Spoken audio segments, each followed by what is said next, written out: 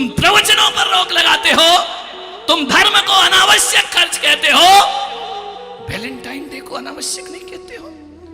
गरबा के नाम पर जो बेटियों के साथ खिलवाड़ होता है, नवरात्रि आती है कि उपासना करो, देवी मां की साधना करो, तपस्या करो, नहीं हम गरबा खेलते हैं, ध्यान रखना है। क्या होता है फिर उनके साथ? ये स्वतंत्रता है, इसको स्वतंत्रता कहेंगे? मान्यवर, आपसे मेरा निवेदन है बड़ी विनम्रता के साथ, मैं ऐसा नहीं है कि बेटियों को दोयम दर्जा दे रहा हूं, मैं ऐसा नहीं है कि बेटियों की स्वतंत्रता का हनन करना सिखा रहा हूं, मैं ऐसा नहीं है कि बेटियों को पीछे ढकेल रहा हूं, नहीं। नारी का सम्मान तो पुरुष से बढ़कर के होना चाहिए जीवन में। नारी तो चरित्र की मूर्ति होती है, नारी लक्ष्मी का रूप होती है, नारी सरस्वती का रूप हुआ करती है। लेकिन आज की नारियों से, बेटियों से मैं कह रहा हूं कि वक्त पड़ जाए तो हे लक्ष्मी, हे सरस्वती, कोई तुम्हारी इज्जत पर यदि हाथ डालने की कोशिश करे तो रणचंडी महिषासुर मर्दनी बनकर भी खड़ी हो जाना चाहिए।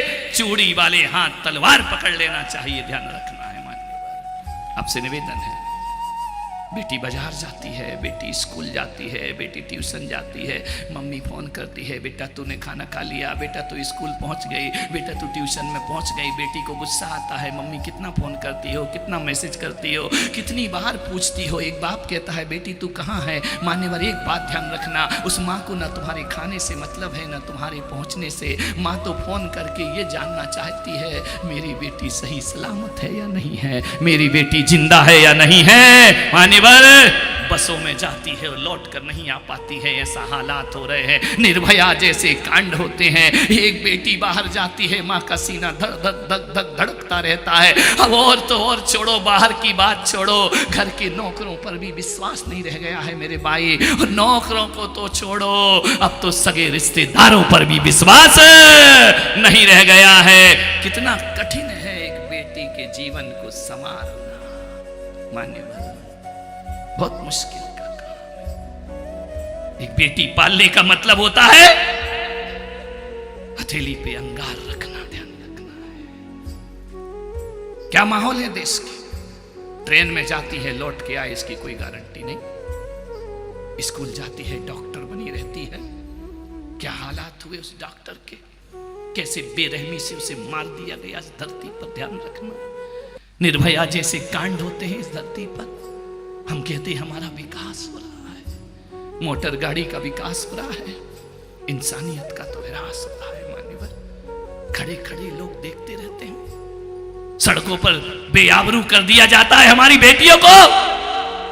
उड़ाने वाली गाड़ियां आते जाते देखती रहती है, कोई नहीं बोलता है। मान्यवर, आप सोचिए हम किस मोड़ पर आकर खड़े हैं देश के। हिंदू मुस्लिम को लड़ते रहो, लड़ते रहो, इनका विकास कौन करेगा मेरे भाई? फालतू के मुद्दे लेकर मत आओ। समाज में, देश में मान्यवर कोई सुरक्षित नहीं है। बेटियों के साथ क्या होता है, क्या होता है?